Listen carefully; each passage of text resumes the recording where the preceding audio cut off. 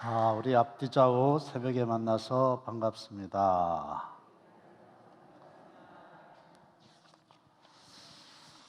오늘부터 금요일, 토요일 사흘간 교회의 사명에 대해서 말씀을 좀 나누기를 원합니다. 오늘은 증거입니다.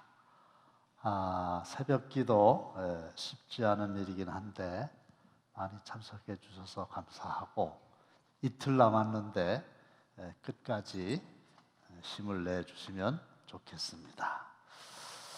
자, 오늘 본문을 보시면 베드로전서 2장 9절인데 너희를 어두운 데서 불러내어, 그렇게 돼 있죠. 그래서 그리스도인들은 부름을 받은 사람들입니다. 주님 나를 부르셨으니. 그래서 이거를 조금 어려운 말로 소명이라고 그러죠. 소명. 우리를 부를 쏘자니까 불러주셨어요. 그 다음에 하나님은 부른 우리들을 다시 보내셨어요. 설명을 좀 드리겠습니다. 하나님께서는 우리를 어둠에서 빛으로 부르셨어요. 이것을 우리는 구원이다, 혹은 이것을 우리는 은혜다, 이렇게 말합니다. 어둠에 있었는데 빛으로 우리를 부르셨다. 그래서 그 이문열 작가의 어둠의 자식들이라는 책이 있어요. 오래전에 나온 책이죠. 어둠의 자식들. 떠오르는 게 있죠.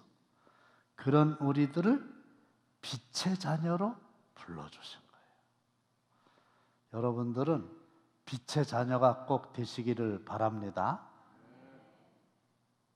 어떤 사람을 만났더니 자기는 빛의 자녀가 아니고 빚의 자녀래. 무슨 말인가 했더니 빚을 너무 많이 져가지고 빚더미에 앉아가지고 빚의 자녀라고 그러는데, 빚의 자녀가 아니고 빛의 자녀가 되시기를 바랍니다. 그 다음에 우리를 어둠에서 불러주셨다고 그랬죠. 빛의 자녀로. 그 다음에 우리를 다시 세상으로, 세상은 어둠이거든요. 어둠이 있는 세상으로 보내셨어요. 그래서 부르심을 받았다, 소명, 그 다음에 보내심을 받았다, 사명. 그래서 그 사도라는 말이 있잖아요. 이게 아포스톨로스라고 하는 건데 원래 뜻이 보냄을 받은 자, 그런 뜻입니다. 그러니까 세상이 어둠인데 우리가 그 가운데 있었는데 하나님이 우리를 빛으로 부르셨어요. 그래서 빛의 자녀가 됐어요. 그럼 이제 어떻게 해야 돼요? 다시 어둠이 있는 세상으로 우리를 보내셔서 그들에게 나를 빛되게 하신 하나님을 증거해야 되는 겁니다. 기독교는 착한 사람을 만들려고 하는 것이 아니에요. 이게 굉장히 중요한 건데요. 기독교가 착한 사람을 만들려고 그런다 그러면은 종교가 돼요. 그리고 개발이라고 하는 말을 써야 돼요.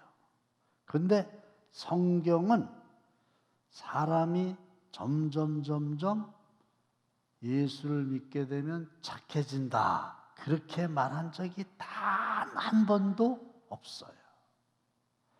오히려 영적 성숙, 영적 성숙이라고 하는 것은 내가 조금씩 선해지는 게 아니라, 착해지는 게 아니라 내가 악하다고 하는 사실을 정말 뼈저리게 깨닫는 것임을 믿으시기 바랍니다. 이거 굉장히 중요한 진리거든요. 노력을 해가지고 조금씩 착한 사람, 윤리적인 사람이 되어가려고 하는 게 아니고, 나는 정말 악하다, 죄인 중에 괴수다, 이거를 하나님이 빛을 비춰주셔가지고 눈을 뜨게 하는 거거든요. 보게 하는 거예요.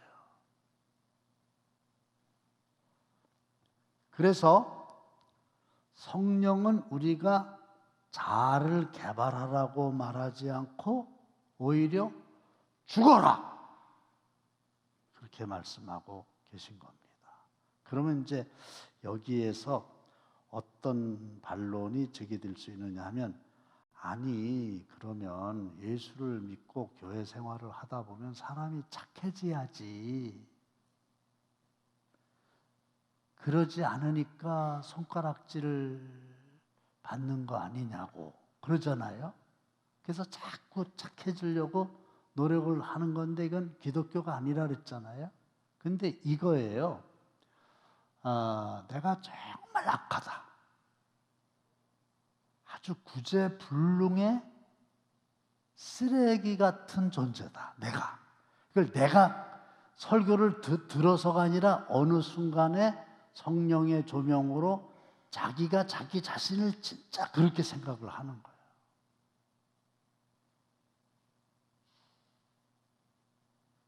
그러면요, 바로 그 순간에 내가 노력해가지고 좋아지는 거는 영 틀렸잖아요.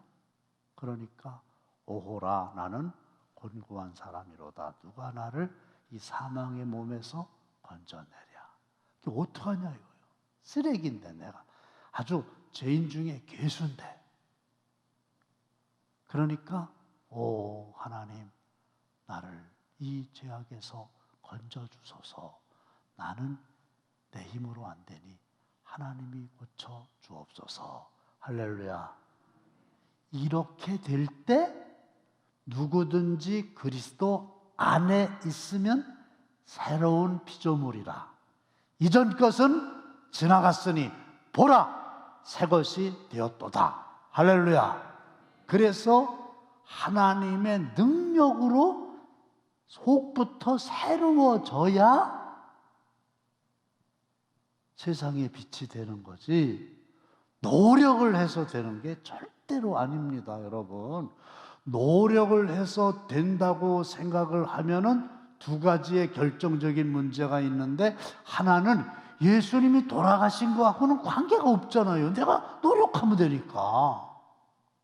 그 다음에 만일에 그렇게 착하게 될 수도 없지만 노력을 해서 착하게 됐다고 그러면 지 자랑만 할 거 아니에요. 내가 이렇게 자수성가했다고 하는 기업가들처럼 내가 노력을 해가지고 이렇게 선하게 됐다고 이럴 거 아니에요.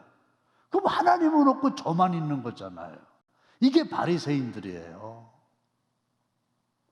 선하게 가는 건 맞는데 내 노력으로 되는 게 아니고, 나는 본래 악한데 어두움인데 성령께서 능력을 주셔서 그리스도 안에서 하나님이 나를 새롭게 만드셨다. 할렐루야. 그러니까 그걸 깨닫게 되면 그 다음부터는 하나님만을 찬양하게 되는 거죠.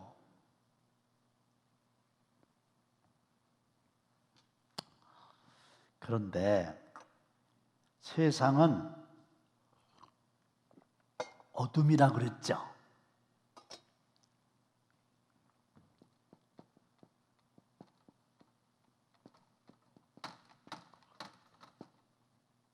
하나님은 빛이라 그랬죠. 하나님을 믿는 사람들은 빛의 자녀라 그랬죠. 그런데 이걸 아셔야 돼요. 어둠은 빛을 좋아한다, 싫어한다. 어둠은 빛을 좋아한다, 싫어한다. 둘 중에 하나예요. 예? 싫지. 어둠은 빛을 진짜 싫어해요. 그러니까 세상 사람들은 하나님을 좋아하지 않아요. 그리고 세상 사람들은 예수 믿는 우리들도 좋아하지 않아요. 진짜 빛의 자녀라면. 보세요. 이게 할 수가 없는데 어둡다. 그러면 숨을 수 있잖아요. 드러나지를 않잖아요. 어둠이니까. 그런데 빛이 쫙 비치게 되면 싹 드러나게 된단 말이에요. 자기의 그 어두움이 드러나는 것을 좋아할 사람이 없는 겁니다. 그러니까 계속 어둠 속에서 감추려고만 하는 거예요. 해결이 안 되는 겁니다. 근데 오히려 빛이 쫙 들어와 가지고 자기가 악하다고 하는 게 다 드러나야 돼요. 그리고 하나님을 의지해야 돼요. 그래야 어둠의 문제가 해결됩니다. 이건 예화치고는 별로인 예화인데 그래도 뜻을 확실히 알 수 있어요. 길을 가다가 밤에 이렇게 길을 걸어가다가 소변을 이제 보고 싶은 건데 화장실이 없어요. 급하니까 어떡해야? 어두운 데 가가지고 이렇게 이제 볼일을 보는데 아이고 차가 그냥 헤드라이트를 높여가지고 쫙 비치네. 그럴 때 좋아할 사람이 누가 있느냐는 거예요. 그렇죠? 그래서 세상은 예수 믿는 사람들을 좋아하지 않아요. 미워해요. 그런데 빛의 자녀인 우리가 어두운 세상을 사랑한다. 그러면 안 되는 거죠. 그래서 세상을 사랑하지 말아라. 그렇게 되는 거예요. 여기서 세상을 사랑하지 말라는 얘기는 어두움을 사랑하지 말라는 뜻이지 세상의 사람들을 사랑하지 말라. 그거는 아니에요.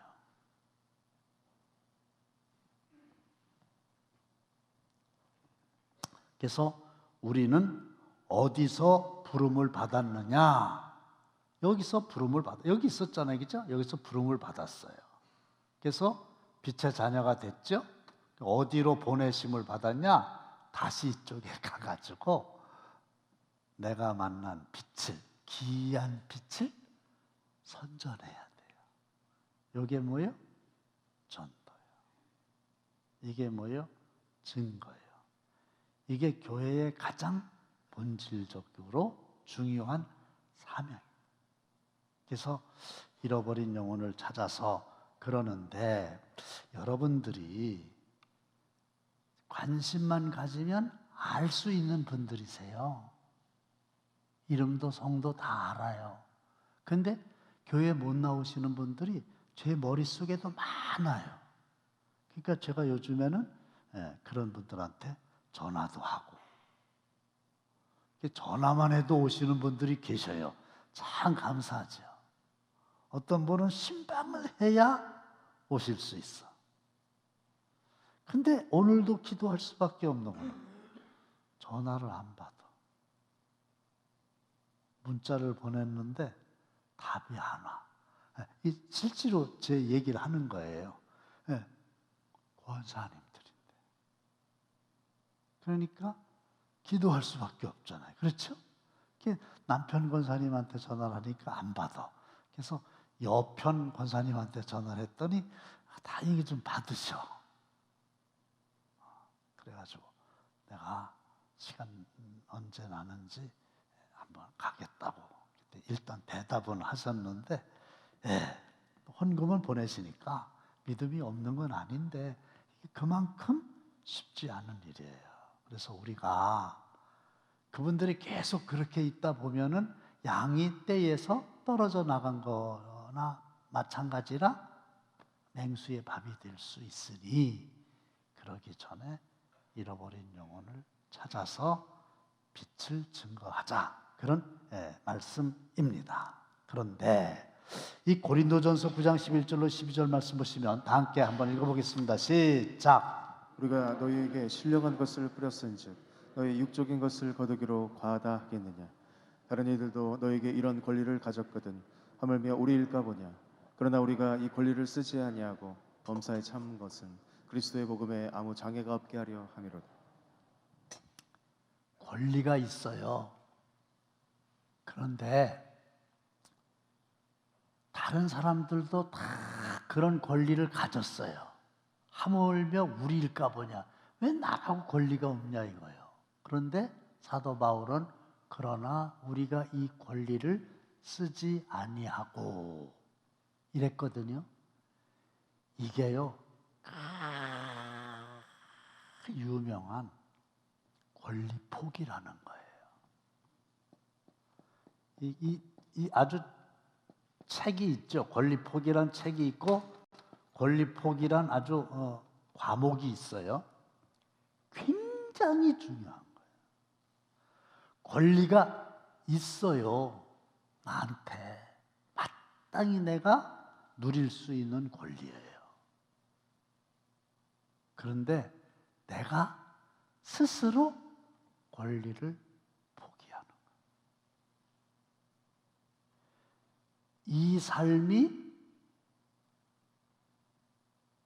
예수를 증거하는데 굉장히 중요하다는 말씀을 드리는 거예요.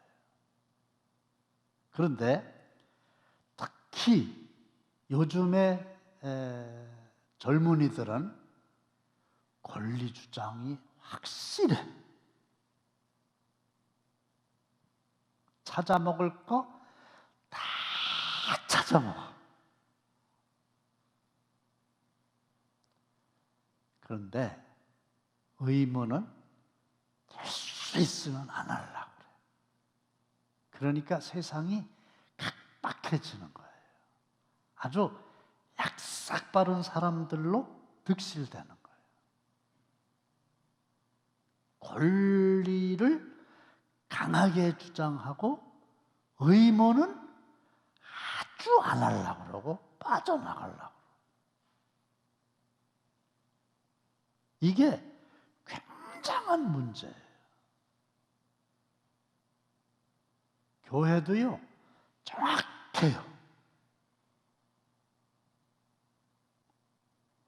교리와 장정에 의해서 직분을 받게 되고 교리와 장정에 의해서 그 직분에 명시된 권리라는 게 있어가지고 어느 회의에 회원이 되기도 하고 못 되기도 하고 이런 게 다 법에 의해서 되는 거잖아요. 이게 권리예요. 권리는 가장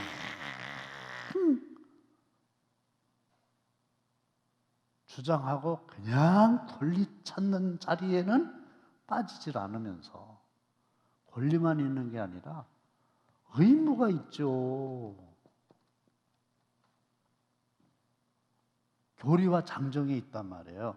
권리를 보장한 법에 의무도 있단 말이에요. 가장 큰 의무가 두 가지예요. 하나는 아멘 좀 한번 해보세요. 두 가지인데 하나는요, 열심히 예배에 참여하는 거예요. 할렐루야. 할렐루야. 그게 의무로 돼 있어요. 두 번째는 뭐예요? 의무 헌금을 하게 돼 있어요. 그래서 6개월 이상 예배에 참석을 한 번도 안 했다. 6개월 이상 헌금을 얼마냐는 거는 따지지 않고 한 번도 안 했다. 그러면은 집사님이고 권사님이고 장로님이고 아예 피선거권이 없어요.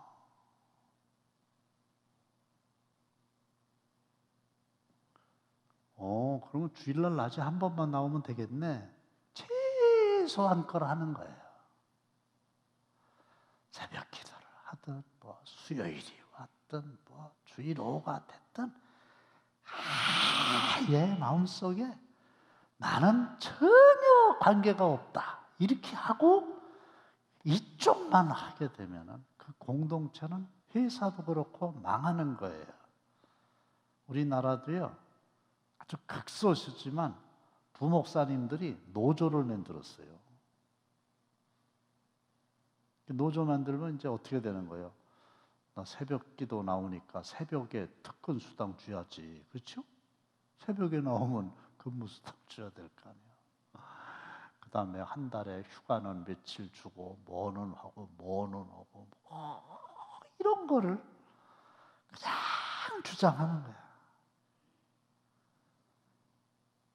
근데 0.001%도 안 되고요. 저도 그런 분 있으면 부목사님 와서는 그냥 아무런 거 요구하지 않고 그냥 한다고 그래도 아이고 가까이 오시지 말라고 그러고 싶어 하셨어요. 근데 내 얘기라면 내 권리를 포기하는 게 이게 자기의 유익을 구하지 않는 거예요. 일부러. 그 다음에 고린도 전서인가? 네, 이거 유명하죠. 시작. 그런즉 너희가 먹든지 마시든지 무엇을 하든지 하나님의 영광을 위하여 하라.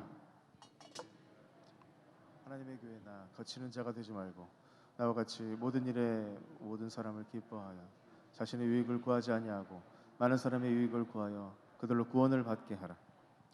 먹든지 마시든지 뭘 하든지 다 하나님의 영광을 위해서 해야 되는데 하나님의 영광을 위해서 하는 아주 실제적이고 구체적인 확실한 방법이 있는데 그거는 뭐냐? 자기의 유익을 구하지 아니하는 거예요. 그리고 많은 사람의 유익을 구하는 거예요. 그래야 그들이 구원을 받을 수 있는 거예요. 그래서 이거를 타자 본위의 삶이다. 그렇게 얘기를 하잖아요. 그렇죠?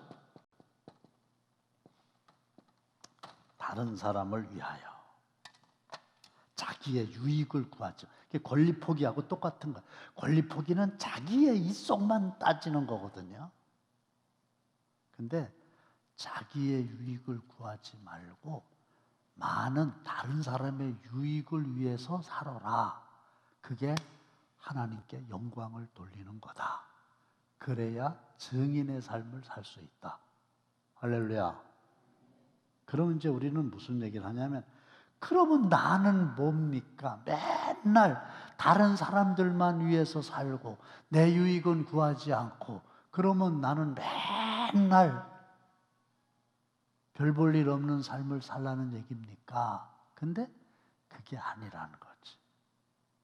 그렇게 살면 하나님이 그 사람에게 말로 할 수 없는 복을 주셔요. 어제 우리 이현진 목사님 테레사 수녀 그 했잖아요. 인도 캘커타에. 그분이 이제 일생 동안 가난하고 병든 자들만을 위해서 살고 자기 건 없었다는 거 아니에요? 그게 보통 수준이 아니죠. 그분이 대단한 분이 된 거예요. 그냥 내 뜻대로 그냥 한대요. 사람은 악하기 때문에요. 내 뜻대로 되면 큰일 나. 제가 어디 가서 그런 얘기 한번 했는데 내 뜻대로 이 세상이 만약에 내 뜻대로 되면요 나 때문에 죽은 사람 많았을 거예요. 내 뜻대로 안 되기를 다행이지. 그러니까 여러분들도 세상살이가 내 뜻대로 안 되잖아요. 그거 짜증내지 말고 한번 해볼까요? 내 뜻대로 안 된 거 감사합니다. 감사합니다. 왜냐하면 더 크게 감사합니다가 나와. 그래야 뜻하지 않은 일도 일어나잖아. 그렇죠? 내 뜻대로 안 되는 거를 너무 짜증내지 마세요. 살다 보면 뜻하지 않은 일도 만나잖아. 그게 하나님의 은혜거든요. 어떻게 되느냐? 타자 본의의 삶을 살 때 하나님이 뜻하지 않은 일도 만나게 해 주시는 거지. 됐죠? 그다음에 하나만 더 하고 말씀을 마칠게요. 권세인데 사도행전 1장 8절 다 함께 시작. 오직 성령이 너희에게 임하시면 너희가 권능을 받고 예루살렘과 온 유대와 사마리아와 땅 끝까지 이르러 내 증인이 되리라 하시니라. 그래서 오직이라고 하는 말은 방법이 하나밖에 없다는 거예요.